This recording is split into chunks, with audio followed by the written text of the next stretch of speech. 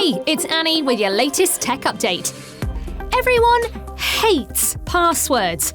They are a pain, having to create them, enter them, and then enter them again when you got one character wrong.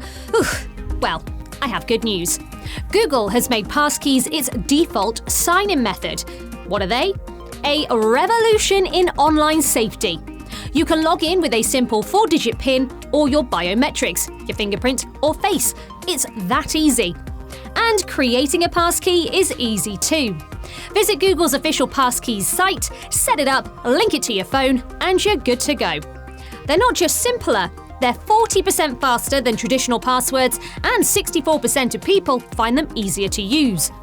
Google's making passkeys available in more places, from Uber to eBay, and soon even WhatsApp.